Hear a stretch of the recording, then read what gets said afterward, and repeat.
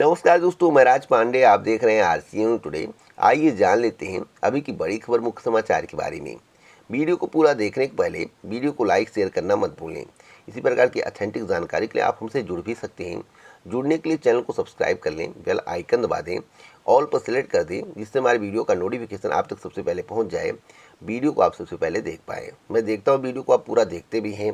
Audience retention भी अच्छा रहता है, लोगों को वीडियो पसंद भी आता है। लेकिन कुछ लोग ऐसे हैं, ना वीडियो को लाइक करते हैं ना डिसलाइक करते हैं। वीडियो पसंद आए तो लाइक करिए, नहीं पसंद आता है तो डिसलाइक करिए। कुछ ना कुछ करके जाइए अगर आपने वीडियो को ओपन किया है। पहली खबर लखनऊ विश्वविद्यालय की है। लखनऊ विश्वविद्यालय के द्वारा BUMS और BAMS की परीक्षा तिथि घोषित कर दी गई है। अगर आपने अभी तक नोटिस को डाउनलोड नहीं किया है तो लखनऊ विश्वविद्यालय की आधिकारिक वेबसाइट पर जाकर नोटिस को डाउनलोड कर सकते हैं। आपको बता दें कि आयुर्वेद संकाय की परीक्षाएं 1 अक्टूबर से 22 अक्टूबर तक चलेंगी, जबकि BUMS फाइनल प्रोफेशनल बैच 2016 की परीक्षाएं 1 से 21 अक्टूबर तक चलेंगी। वहीं BUMS first professional, second professional और थर्ड प्रोफेशनल की परीक्षाएं 4 से 20 अक्टूबर, 1 से 13 अक्टूबर, 4 से 22 अक्टूबर तक चलेंगी। परीक्षाएं 2 पालियों में लखनऊ विश्वविद्यालय की ओल्ड कैंपस में कंडक्ट कराई जाएंगी। अगली अपडेट है कि 10 विदेशी छात्रों को मिली डिग्री। लखनऊ यूनिवर्सिटी के कुलपति प्रोफेसर आलोक कुमार राय ने सोमवार को 10 विदेशी छात्रों को डिग्री, मार्कशीट और दूसरे दस्तावेज देकर उनको विदा किया है। इनमें MBA, MJMC, MA political science और MA इंग्लिश आखिरी सेमेस्टर वर्ष के छात्र छात्राएं शामिल हैं। अगली अपडेट है कि 271 अभ्यर्थियों ने दी फार्माकोलॉजी की प्रवेश परीक्षा। आपको बता दें, लखनऊ यूनिवर्सिटी में सोमवार को डिप्लोमा इन फार्माकोलॉजी संस्कृत में PhD पाठ्यक्रम की प्रवेश परीक्षाएं आयोजित की गई। परीक्षा में डी फार्मा के पाठ्यक्रम के लिए 271 अभ्यर्थियों ने परीक्षा दी, वहीं 90 अभ्यर्थी अनुपस्थित रहे। संस्कृत में PhD पाठ्यक्रम में प्रवेश के लिए 51 अभ्यर्थी शामिल हुए, 16 अभ्यर्थियों ने परीक्षा छोड़ दी। अगली अपडेट BBAU की है। आपको बता दें, BBAU में प्रवेश परीक्षाएं 28 से स्टार्ट होंगी। बाबा साहेब भीमराव अंबेडकर यूनिवर्सिटी ने सोमवार को परीक्षा तिथि की घोषणा कर दी है। अगर आपने नोटिस को डाउनलोड नहीं किया है तो आप लोग जो है BBAU की आधिकारिक वेबसाइट पर जाकर नोटिस को डाउनलोड कर सकते हैं। विश्वविद्यालय की UG, PG और सर्टिफिकेट कोर्स में वर्ष 2021 से 22 में प्रवेश के लिए परीक्षाएं 28 सितंबर से 4 अक्टूबर तक कंडक्ट कराई जाएंगी। अगली खबर मुक्त विश्वविद्यालय की है। मुक्त विश्वविद्यालय में प्रवेश की तिथि 10 तारीख तक बढ़ा दी गई है। आपको बता दें, उत्तर प्रदेश राजश्री टंडन मुक्त विश्वविद्यालय में 17 जुलाई 2021 से 22 के तहत सभी जागरूक कार्यक्रमों, प्रमाण पत्र कार्यक्रमों, डिप्लोमा कार्यक्रमों, PG डिप्लोमा कार्यक्रमों, स्नातक एवं परास्नातक में प्रवेश की अंतिम तिथि बढ़ाकर 10 अक्टूबर 2021 कर दी गई है। अगली अपडेट इलाहाबाद विश्वविद्यालय की है। इलाहाबाद विश्वविद्यालय में प्रवेश के लिए 28,000 आवेदन आए हैं। आपको बताना चाहता हूँ, इलाहाबाद विश्वविद्यालय एवं संगठन महाविद्यालयों में प्रवेश के लिए सोमवार तक 74,037 अभ्यर्थियों ने ऑनलाइन रजिस्ट्रेशन किए हैं और इनमें से 28,115 अभ्यर्थियों ने शुल्क जमा करते हुए आवेदन की प्रक्रिया पूरी कर ली है। स्नातक प्रवेश के लिए 19,487 आवेदन आए हैं। परास्नातक में प्रवेश के लिए 4,350 आवेदन आए हैं। BA LLB एवं LLB के लिए 3,830 आवेदन आए हैं। इंस्टीट्यूट ऑफ प्रोफेशनल स्टडीज के लिए UP एवं PG पाठ्यक्रमों में प्रवेश के लिए 448 अभ्यर्थियों ने आवेदन किया है। तो जितना रजिस्ट्रेशन हुआ है उतना फाइनल सबमिट अभी तक नहीं हो पाया है। उम्मीद है कि 60 से 70 हज़ार आवेदन हो जाएंगे। अगली अपडेट है पॉलिटेक्निक की। आज व कल जमा कर सकते हैं फीस। आपको बता दें कि पॉलिटेक्निक संस्थानों में प्रवेश के लिए चल रही काउंसलिंग का पहला चरण सोमवार को समाप्त हो गया। जो विद्यार्थी दस्तावेजों की जाँच के बाद भी फीस जमा नहीं कर सके, उनके लिए संयुक्त प्रवेश परीक्षा परिषद ने 21 और 22 सितंबर 2021 तक फीस जमा करने का अतिरिक्त समय दिया है। तो आप लोग जो है 21 और 22 सितंबर 2021 तक फीस जमा कर सकते हैं। अगली अपडेट BEd काउंसलिंग को लेकर है। BEd में प्रवेश के लिए आज से चुने कॉलेज। काउंसलिंग के लिए 23 तक होगा पंजीकरण। 25 सितंबर को किया जाएगा सीटों का आवंटन। तो आप कॉलेज चुन सकते हैं। अगर आप जनरल कैटेगरी के हैं, अगर आपके 265 प्लस बन रहे हैं तो आपको गवर्नमेंट कॉलेज मिलेगा। आपको परेशान होने की आवश्यकता नहीं है, जो मुझे जानकारी है। और OBC वाले जो 260 प्लस हैं उनको गवर्नमेंट कॉलेज मिलना तय है। अगली खबर है कि छात्र पढ़ाई करें, स्कूल खोलने का फैसला राज्य करेगा, ऐसा सुप्रीम कोर्ट ने कहा है। आपको बता दें, दिल्ली में स्कूल खोलने को लेकर जो चर्चाएं थीं उस पर अब विराम लगता हुआ नजर आ रहा है। दिल्ली में स्कूल को फिर से खोलने के लिए एक दायर याचिका को सुप्रीम कोर्ट ने खारिज कर दिया है और कहा है कि छात्र पढ़ाई पर ध्यान दें, स्कूल कब खुलेंगे कब बंद होंगे यह राज्य सरकार तय करेगी। यह याचिका 12वीं के छात्र ने दायर की थी और कहा था कि स्कूलों को पर्याप्त सुरक्षा उपायों के साथ खोला जाए। तो सुप्रीम कोर्ट ने साफ कहा है कि यह राज्य पर डिपेंड करेगा, राज्य जब चाहेगी स्कूल खोलेगी और जब चाहेगी बंद करेगी। इसमें छात्र जो हस्तक्षेप ना करें, छात्र अपनी पढ़ाई करें। अगली खबर है नई शिक्षक भर्ती को लेकर। 70,000 पदों पर नई शिक्षक भर्ती का विज्ञापन कब आएगा, सभी के जहन में सवाल है। अभी तक कोई आधिकारिक घोषणा नहीं की गई है। जैसा कि समाचार पत्रों में लगातार आ रहा है भर्तियों के संबंध में, आज के समाचार पत्र को पढ़ने के बाद फिर एक उम्मीद जगी है, लेकिन समाचार पत्रों पर विश्वास नहीं किया जा सकता। आपको मालूम होगा कि बम्बालाल दिवाकर ने एक ट्वीट किया था जिसे डिलीट कर लिए, और ऐसा क्यों किया गया उनके द्वारा आप लोगों को मालूम होगा। अगर सरकार की मंशा है नई शिक्षक भर्ती देने की तो ट्वीट को डिलीट नहीं किया जाना था, क्योंकि उन्होंने लिखा था कि जल्द से जल्द नवंबर में भी आ सकता था, दिसंबर में आ सकता था, लेकिन उन्होंने ट्वीट को डिलीट किया तो एक शंका पैदा होता है। आज के समाचार पत्रों में बताया गया है पहले यूपी टीईटी फिर शिक्षक भर्ती परीक्षा, यानी कि पहले यूपी टेट की परीक्षा होगी, उसके बाद सुपर टेट की परीक्षा होगी। इस माह होगा ऐलान। अब इसको पढ़ने के बाद आपको एक बात समझ में आएगी, जो कल के समाचार पत्रों में खबर आई थी वही साफ साफ इसमें लिखा हुआ है। उत्तर प्रदेश की प्राइमरी स्कूलों में शिक्षक भर्ती का इंतजार कर रहे प्रतियोगियों के लिए अच्छी खबर है। प्रसिद्ध विद्यालयों में नई शिक्षक भर्ती की मांग लंबे समय से कर रहे अभ्यर्थियों की मुराद जल्द पूरी हो सकती है। बीसी शिक्षा परिषद के प्राथमिक स्कूलों की नई शिक्षक भर्ती का ऐलान इसी महीने होने की संभावना है। भर्ती प्रक्रिया शुरू होते ही उत्तर प्रदेश शिक्षक पात्रता परीक्षा 2021 यूपी टीईटी कराने की तैयारी है। मैं आप सभी को बताना चाहता हूँ जो समाचार पत्रों में खबरें आती हैं, देखिए यूपी टेट और टेट क्वालिफाई कितने हैं, यूपी टेट और सी टेट क्वालिफाई कितने हैं, 10 से 15 लाख इतने हैं ना, और प्राइमरी शिक्षक भर्ती का वेट कर रहे हैं। लेकिन समाचार पत्रों को पढ़ने वाले कितने हैं, करोड़ों में। तो 15 लाख आप माइनस कर दीजिए, और जो लोग समाचार पत्रों को पढ़ रहे हैं उनको ऐसा लग रहा है कि सरकार के द्वारा बहुत सारी भर्तियां निकाली जा रही हैं, लाखों भर्तियां निकाली जा रही हैं। लेखपाल की भर्ती आ रही, दरोगा की भर्ती आ रही, प्राइमरी शिक्षक भर्ती की आ रही है, यूपी टेट की परीक्षा होने वाली है। तो सभी के जहन में एक दूसरा माइंड डेवलप हो रहा है, सोच रहे हैं, एक दूसरा दिमाग डेवलप हो रहा है सरकार के प्रति, रुझान उनका बढ़ रहा है समाचार पत्रों को पढ़ने के बाद। लेकिन 15 लाख को पता है कि नई प्राइमरी शिक्षक भर्ती अभी नहीं आ रही है, इसके लिए अभी संघर्ष करना पड़ेगा, और कमेटी की रिपोर्ट कब आएगी इसके संबंध में कुछ भी स्पष्ट नहीं है। तो आप थोड़ा वेट करिए, मैं आपको सही सटीक जानकारी दूंगा। आज एक स्पेशल वीडियो के माध्यम से मैं आपको समझाने का प्रयास करूंगा आखिरकार नई शिक्षक भर्ती के संबंध में क्या चर्चाएं और क्या हो रहा है। आप इंतजार करेंगे तो आपको सही सटीक जानकारी कलेक्ट करने के बाद मैं आपको दे दूंगा। अगली अपडेट, सपा सरकार बनने पर बहाल होगी पुरानी पेंशन। तो सपा सरकार 2022 में आती है या नहीं आती है, इस पर अभी कुछ कहा नहीं जा सकता है। लेकिन हाँ, अगर सरकार आती है तो पुरानी पेंशन को बहाल कर दिया जाएगा और 300 यूनिट बिजली फ्री दिया जाएगा। इसकी घोषणा पहले ही की जा चुकी है।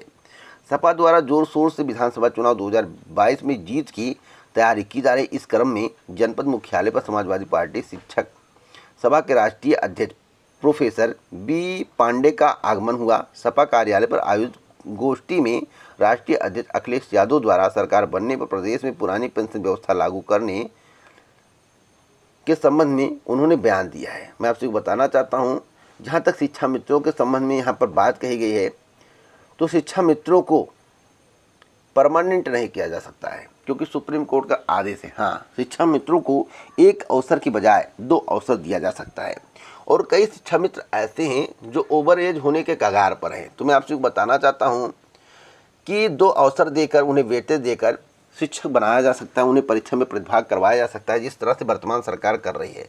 लेकिन हाँ, जो अनुदेशक हैं उनका वेतन बढ़ाया जाएगा, उनका वेतन 17,500 रुपये किया जाएगा। तो गुड न्यूज़ है, आप लोगों को थोड़ा वेट करना पड़ेगा। 2022 विधानसभा चुनाव के बाद क्या होता है इसके बारे में अभी कुछ कह पाना मुमकिन नहीं है। लेकिन इतना मैं कह सकता हूँ कि सरकार बनने के बाद जितने भी वादे किए जा रहे हैं वह पूरे होंगे। आप पिछला रिकॉर्ड देख सकते हैं, पिछला जो घोषणा पत्र उसे देखिए, उसको देखने के बाद अनुमान लगाइए क्या सरकार के द्वारा जो भी घोषणाएं की गई थी वह पूरी की गई थी या नहीं, और वर्तमान सरकार के द्वारा जो भी घोषणाएं की गई घोषणा पत्र के अनुसार पूरी की गई नहीं। दोनों का आप कॉम्बिनेशन करिए, मिलाइए, पढ़िए, समझिए, उसके बाद ही किसी को वोट करिएगा। बीजेपी ने अच्छा प्रदर्शन किया तो बीजेपी को वोट करिए, एसपी ने अच्छा प्रदर्शन किया तो एसपी को वोट करिए, और कांग्रेस को चाहते हैं, आपको चाहते हैं या बीएसपी को चाहते हैं तो आप इन लोगों को वोट कर सकते हैं। बस पिछला प्रदर्शन का रिकॉर्ड देखने के बाद ही आगे का कदम आप बढ़ाइएगा, जिससे आपका भविष्य उज्जवल रहे। अगली अपडेट संस्थानों के लिए आवश्यक निर्देश को लेकर है। नोडल यूनिवर्सिटी, देखिए यहाँ पर लिखा हुआ nodal university office of the state nodal officer, और यहाँ पर लिखा हुआ है CET B.Ed 2021। नामांकन प्रक्रिया के अंतर्गत अभ्यर्थियों के अंक पत्रों एवं प्रमाण पत्रों का सत्यापन एवं नामांकन आपके द्वारा किया जाना है। नामांकन के समय आप निम्न प्रमाण पत्रों का सत्यापन करेंगे। तो देखिए यहाँ पर पूरी जानकारी दी गई है। अगर आपको इसके संबंध में पूरी जानकारी चाहिए, इस नोटिस को पढ़ना है, तो आप RCA न्यूज़ टुडे इंस्टाग्राम को फॉलो कर सकते हैं। फॉलो करेंगे तो आपको वहाँ पर यह नोटिस देखने को मिलेगा। अगली खबर है कि बेरोजगारों को 7,000 रुपये प्रतिमाह भत्ता दे सरकार, ऐसी मांग कांग्रेस के द्वारा की गई है। आपको बता दें, दिल्ली कांग्रेस ने आम आदमी पार्टी पर एक बार फिर निशाना साधा है। प्रदेश अध्यक्ष अनिल कुमार ने दिल्ली सरकार की जॉब पोर्टल पर पंजीकृत 13 लाख बेरोजगार युवाओं को 7,000 रुपये प्रतिमाह का भत्ता देने की मांग की है। मीडिया से बातचीत में उन्होंने कहा है कि मुख्यमंत्री अरविंद केजरीवाल की ओर से उत्तराखंड में हर घर रोजगार गारंटी की घोषणा पर स्वतः प्रश्न चिन्ह लग जाता है। आम आदमी पार्टी के घोषणा पत्र में दिल्ली में 8 लाख युवाओं को रोजगार का वादा किया गया। एक RTI के मुताबिक दिल्ली में 7 वर्षों के शासनकाल में 440 नौकरियां रोजगार विभाग की तरफ से मिली है, और जबकि 8 लाख युवाओं को नौकरी की बात की गई थी। तो इसका मतलब कि अरविंद केजरीवाल के द्वारा धोखा दिया जा रहा है। मैं आपसे बताना चाहता हूँ, जो भी घोषणाएं की जाए उसको पूरा किया जाए, या तो ना की जाए, उतनी ही की जाए जितनी क्षमता हो। अगर झूठ बोलकर सत्ता में आएंगे तो भविष्य में इन्हें सत्ता से बाहर होना पड़ेगा, इसमें दो राय नहीं है। अगली अपडेट कोरोना को लेकर है। कोरोना के सक्रिय मरीज 5 महीने में सबसे कम। आपको बता दें कि 5 महीने का अगर रिकॉर्ड देखा जाए तो रिकॉर्ड के अनुसार 80% गिरावट आई है। मैं आपसे बताना चाहता हूं कि कोरोना टीकाकरण हो रहा है, इससे भी इफेक्ट पड़ रहा है, लेकिन म्यूटेशन की प्रक्रिया चल रही है। अगर कोरोना टीकाकरण सभी को नहीं होता है तो म्यूटेशन बढ़ेगा और कोरोना संक्रमण फैलने का डर रहेगा। इसलिए कोरोना संक्रमण से बचने के लिए आपको टीका लगवाना है, और टीका लगवाने के बाद इसकी कोई गारंटी नहीं है कि आपको कोरोना नहीं होगा। कोरोना हो सकता है, नहीं भी हो सकता है। इसलिए आपको सुरक्षा अपने आप करनी होगी। अपने शरीर की सुरक्षा आपके हाथ में है। अगली अपडेट है रूस की। धांधली के आरोपों के बीच आम चुनाव में जीती पुतिन की पार्टी। संसदीय चुनाव में 80% मतों की गिनती में यूनाइटेड रशिया को मिले 50% वोट। अगली खबर की सर्वर ठप, हजारों छात्रों की परीक्षाएं छूटी।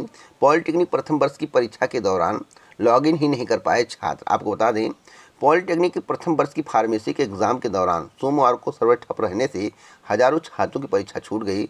सुबह की पाली की परीक्षा में छात्र लॉगिन नहीं कर पाए, वहीं जिनका लॉगिन हुआ वे प्रश्नपत्रों की स्क्रीन को आगे नहीं बढ़ा पाए। छात्रों ने इसकी शिकायत कॉलेजों से और कॉलेजों ने प्रौद्योगिकी शिक्षा विभाग को की है, पर हल अभी तक नहीं निकला है। हल निकालने का प्रयास किया जा रहा है। जल्द ही इसके संबंध में एक आधिकारिक नोटिस जारी की जाएगी। आपको बता दें, कॉलेज बोले 5,000 की परीक्षा हुई प्रभावित। अगली खबर लखनऊ विश्वविद्यालय की है। 75% छात्रों ने दी डी फार्मा प्रवेश परीक्षा। लखनऊ विश्वविद्यालय की तरफ से जानकारी के अनुसार संस्कृत की PhD प्रवेश परीक्षा में 16 छात्र रहे अनुपस्थित। अगली अपडेट PG को लेकर है। श्री जय नारायण मिश्र PG कॉलेज में LLB, MCom और इकोनॉमिक्स, MA अंग्रेजी, MA समाजशास्त्र, MA अर्थशास्त्र में प्रवेश के लिए आवेदन प्रक्रिया शुरू है। अंतिम तिथि 24 सितंबर 2021 निर्धारित की गई है। प्रचारक डॉक्टर मीता शाह ने बताया कि जिन अभ्यर्थियों ने पूर्व में रजिस्ट्रेशन करवा लिया है वे निर्धारित तिथि तक अपनी UG के नंबर अपलोड कर लें। इसकी प्रवेश की पहली मेरिट 25 सितंबर 2021 को जारी की जाएगी और काउंसलिंग 27 सितंबर 2021 को होगी। अगली खबर BA काउंसलिंग को लेकर आपको बता दें, डॉक्टर शकुंतला मिश्रा राष्ट्रीय पुनर्वास विश्वविद्यालय BA की पहले मेरिट की प्रवेश काउंसलिंग 21 सितंबर 2021 से शुरू हो रही है। प्रवेश प्रभारी डॉक्टर विपिन पांडे के अनुसार सामान्य वर्ग की काउंसलिंग 21 से 25 सितंबर तक, OBC की 27 से 29 सितंबर तक, SC ST के अभ्यर्थियों की 30 सितंबर से 1 अक्टूबर तक होगी। अभ्यर्थी आवश्यक दस्तावेजों के साथ इम्यूनिटी ब्लॉक में कमरा नंबर 14 में उपस्थित हों। वहीं एमए इतिहास में प्रवेश के लिए इच्छुक अभ्यर्थियों को 21 से 23 सितंबर तक अपने यूजी के नंबर अपलोड करने का मौका दिया गया है। तो आप लोग जो है अपने यूजी के नंबर अपलोड कर दें। एमएससी केमिस्ट्री के पहले मेरिट के अभ्यर्थियों को 22 सितंबर को सुबह 10 बजे प्रवेश के लिए उपस्थित होना अनिवार्य है, उपस्थित होने के लिए कहा गया है। अगली अपडेट बीबीएयू की है। 2 कोर्सों का भरा है फार्म, अब परीक्षा एक ही दिन। आपको बता दें, बाबा साहेब भीमराव अम्बेडकर केंद्रीय विश्वविद्यालय की यूजी पीजी प्रवेश परीक्षाएं 28 सितंबर से प्रस्तावित हैं, किंतु नेशनल टेस्टिंग एजेंसी एनटीए ने जो कार्यक्रम जारी किया है उसे लेकर विद्यार्थियों में रोष है। उनका कहना है कि एनटीए ने 2 कोर्सों के लिए अलग अलग फॉर्म भरवा लिए और शुल्क भी ले लिया। अब उन कोर्सों की प्रवेश परीक्षा एक ही दिन रख दी गई है। ऐसे में दोनों परीक्षाओं में कैसे शामिल हो पाएंगे? तो इसके संबंध में एनटीए को निर्णय लेना है। एनटीए के द्वारा अभी तक कोई निर्णय नहीं लिया गया है, तो अभी आपको वेट करना पड़ेगा। जल्द ही इसके संबंध में नोटिस के माध्यम से आपको अवगत करा दिया जाएगा। अगली खबर है कि छात्रों के लिए 1 अक्टूबर से खुलेगा इलाहाबाद विश्वविद्यालय। आपको बता दें कि इलाहाबाद विश्वविद्यालय और संगठन महाविद्यालय 1 अक्टूबर से छात्राओं के लिए खुलने जा रहे हैं। हालांकि शुरुआत में केवल परास्नातक पीजी द्वितीय एवं चतुर्थ सेमेस्टर की कक्षाओं का ऑफलाइन मोड में संचालन किया जाएगा। पीजी की बाकी सेमेस्टरों की कक्षाएं पूर्व की भांति ऑनलाइन मोड में चलती रहेंगी। वहीं शोधार्थियों के लिए विश्वविद्यालय पूर्व की भांति खुला रहेगा। इस बाबत इलाहाबाद विश्वविद्यालय रजिस्ट्रार प्रोफेसर एनके शुक्ला ने सोमवार को आवश्यक दिशा निर्देश जारी कर दिए हैं। अगर आपने उस नोटिस को नहीं पढ़ा है तो आप इलाहाबाद विश्वविद्यालय की आधिकारिक वेबसाइट पर जाकर नोटिस को डाउनलोड कर सकते हैं। अगली अपडेट है कि शहरों में गंदगी फैलाने वालों पर होगी सख्ती, लगेगा जुर्माना। तो इसके संबंध में एक डेटा जारी किया गया है, एक जानकारी दी गई कि लगातार गंदगी फैल रही है और शहर प्रदूषित हो रहे हैं। तो 500 रुपया और 5000 रुपये का जुर्माना लगाने का प्रावधान किया गया है। कई इसके नियम हैं। अगर आप नियमों का उल्लंघन करते हैं, ऐसा करते हुए पाए गए, तो आपको 500 रुपये से लेकर 5000 रुपये तक देना पड़ सकता है। अगली अपडेट है कि मुख्यमंत्री पद की शपथ लेते ही चन्नी ने गरीबों के लिए मुफ्त किए बिजली पानी। आपको बता दें, पंजाब की खबर है, राहुल गांधी की मौजूदगी में 2 उप मुख्यमंत्री के साथ ली शपथ। गुजरात में सीएम को बदल दिया गया, पूरे कैबिनेट को बदल दिया गया। उत्तराखंड में मुख्यमंत्री को बदल दिया गया, लेकिन बीजेपी के द्वारा कोई भी घोषणा ऐसी नहीं की गई जो गरीबों के लिए हो। पंजाब में किया गया तो बहुत खुशी की बात है। पंजाब में गरीबों के लिए बिजली और पानी मुफ्त कर दिया गया है। देखिए, जो गरीबों की मदद करेगा, आरसीए न्यूज़ टुडे चैनल उसी के साथ है। चाहे एसपी हो, चाहे बीएसपी हो, चाहे कांग्रेस हो, चाहे आप हो और चाहे बीजेपी हो, जिसने भी गरीबों के लिए सोचा उसकी मैं बड़ाई करूँगा, उसका नाम बार बार लूँगा। लेकिन जो गरीबों के लिए नहीं करता है, केवल समाचार पत्रों में ऐड देता है, केवल दिखाता है, फोटो लगाता है, प्रचार प्रसार करता है, बैनर लगाता है, ऐसे लोगों का मैं साथ नहीं देता हूँ। आप गरीबों के लिए करिए, आम जनता के लिए करिए, बेरोज़गारों के लिए करिए, नौकरी के बारे में सोचिए, रोज़गार देने के बारे में सोचिए, तो मैं आपकी बड़ाई करूँगा। लेकिन अगर आप ऐसा नहीं करते हैं, केवल जुमले देते हैं और झूठ बोलते हैं, तो मैं आपका समर्थन कभी नहीं करूँगा। इतना मैं खुलकर बोलता हूँ। अब मेरी बात जिन्हें बुरी लग रही हो, चैनल को अनसब्सक्राइब करके जा सकते हैं, क्योंकि मैं गरीबों के लिए बोलता हूँ, आम जनता के लिए बोलता हूँ, बेरोज़गारों के लिए बोलता हूँ। तो आपको मेरी बात अच्छी लगनी चाहिए, लेकिन कुछ लोगों को बुरी लग सकती है। तो चैनल को अनसब्सक्राइब करके अभी यहाँ से चले जाएं। आपके लिए यह चैनल नहीं बना है। अगली अपडेट है कि प्रदेश में आज से खुलेंगे कक्षा 1 से 5वीं तक के स्कूल। अभिभावकों पर बच्चों को स्कूल भेजने का नहीं होगा दबाव। यह देहरादून की खबर है। देहरादून की सरकार के द्वारा यह ऐलान किया गया है। उत्तराखंड सरकार के द्वारा यह ऐलान किया गया है। उत्तराखंड में देहरादून पड़ता है। मैं आपसे बताना चाहता हूँ कि कक्षा 1 से 5वीं तक के स्कूल आज से खुल जाएंगे, लेकिन अभिभावकों पर बच्चों को स्कूल भेजने का कोई दबाव नहीं होगा। अगर अभिभावक चाहें तो बच्चे को स्कूल भेज सकते हैं। अगली अपडेट है कि वन रक्षक भर्ती की शारीरिक परीक्षा आज से शुरू। यहाँ पर बताया गया है बिलासपुर, यानी कि बिलासपुर की खबर है। उत्तराखंड में पड़ता है बिलासपुर, जहाँ तक मुझे जानकारी है। फिलहाल आप लोग सर्च कर लीजिएगा।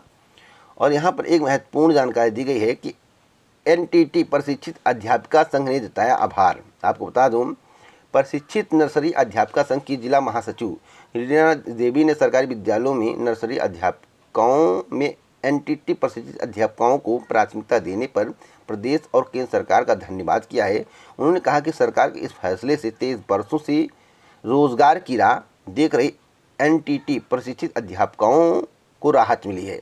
तो गुड न्यूज़ है, सरकार ने जो किया है इसके संबंध में आपको बिलासपुर के न्यूज़पेपर को पढ़ना चाहिए। यहाँ पर देखिए लिखा हुआ है बिलासपुर, आपको पूरी जानकारी उसमें मिल जाएगी। अगली अपडेट है कि 43 केंद्रों पर होगी व्यावसायिक परीक्षाएं। आपको बता दूं, रुहेलखंड विश्वविद्यालय की खबर है। रुहेलखंड विश्वविद्यालय की ओर से कराए जाने वाली व्यावसायिक पाठ्यक्रम की मुख्य परीक्षा के लिए केंद्रों की संशोधित सूची जारी कर दी गई है। अगर आपने अभी तक सूची को डाउनलोड नहीं किया तो डाउनलोड कर लें। सूची के अनुसार व्यावसायिक परीक्षा में 268 कॉलेजों के 41,936 परीक्षार्थी शामिल होंगे। बरेली कॉलेज में 16 अलग अलग महाविद्यालयों के 4,754 परीक्षार्थी परीक्षा देंगे। दूसरे स्थान पर बिजनौर पर MD college of higher education है। अगली अपडेट बीएचयू में प्रवेश परीक्षा 28 सितंबर 2021 से कंडक्ट कराई जाएंगी। परीक्षा 3 पालियों में होगी। अगर आपने इसके संबंध में आधिकारिक नोटिस जारी नहीं किया है तो एनटीए की आधिकारिक वेबसाइट पर जाकर नोटिस को डाउनलोड कर सकते हैं। 3 पालियों में परीक्षा कराई जाएगी। सुबह 8 से 10, दूसरी पाली 12:30 से 2:30 बजे तक, तीसरी पाली शाम 5 बजे से 7 बजे तक कराई जाएगी। संबंधित अभ्यर्थी एनटीए की वेबसाइट पर विस्तृत जानकारी पा सकते हैं। अगली खबर है कि छात्रों के लिए 1 अक्टूबर से खुलेगा इलाहाबाद विश्वविद्यालय। अगली अपडेट 15 विषयों की कट ऑफ सूची जारी। काशी विद्यापीठ की खबर है। काशी विद्यापीठ के द्वारा 15 विषयों की कट ऑफ सूची जारी कर दी गई है। आप लोग जो है काशी विद्यापीठ की आधिकारिक वेबसाइट पर जाकर कट ऑफ सूची को डाउनलोड कर सकते हैं। अगली अपडेट है कि बीएससी नहीं रोक सकते हैं सहायक शिक्षक का वेतन। इसके संबंध में इलाहाबाद हाईकोर्ट ने अहम फैसला सुनाया है। इलाहाबाद हाईकोर्ट ने कहा है कि सहायक अध्यापक का वेतन रोकने का बेसिक शिक्षा अधिकारी को कोई अधिकार नहीं है। कोर्ट ने बीएलओ ड्यूटी न करने वाले सहायक अध्यापक का वेतन रोकने का बीएससी फिरोजाबाद का आदेश रद्द कर दिया है तथा उसे वेतन सहित सेवा में बहाल करने का आदेश दिया है। सहायक अध्यापक कैलाश बाबू की याचिका पर यह आदेश न्यायमूर्ति पंकज भाटिया ने दिया है। अगली अपडेट है कि आयोग को भेजी 5,000 से अधिक डिग्री भी फर्जी। आपको बता दें, सीआईडी की जांच में सामने आए चौंकाने वाले तथ्य। यह शिमला की खबर है, बहुत बड़ी खबर है। इसके संबंध में मैं एक वीडियो स्पेशल बनाऊंगा, आपको जानकारी दूंगा। एक और अपडेट है यूपी ट्रिपल एससी की। यूपी ट्रिपल एससी के द्वारा पीईटी परीक्षा परिणाम पर काम किया जा रहा है। 60% काम हो चुका है, लेकिन अब काम की गति धीमी हो गई है। मैं आपसे बताना चाहता हूँ, आयोग से मिली जानकारी के अनुसार 26 से लेकर 8 अक्टूबर के बीच में परीक्षा परिणाम जारी करने की तैयारी है, लेकिन 4 दिन विलम्ब होने के आसार है। कापियों का मूल्यांकन उस तरह से नहीं हो पा रहा है जिस तरह से पहले हो रहा था। 50,000 कापियाँ प्रतिदिन चेक हो पा रही हैं। और जो जानकारी मिली है कि अक्टूबर के दूसरे सप्ताह तक परिणाम को जारी किया जाएगा और चौथे सप्ताह तक लेखपाल भर्ती का नोटिफिकेशन जारी किया जाएगा। तो आपको थोड़ा और वेट करना पड़ेगा क्योंकि आयोग से जानकारी प्राप्त हुई है। इसी प्रकार की ऑथेंटिक जानकारी के लिए आप हमसे जुड़ें। चैनल को सब्सक्राइब करें, बेल आइकन दबाएं और प्रेस करें। वीडियो को लाइक शेयर करना मत भूलें। जय हिंद, जय भारत दोस्तों, नमस्कार।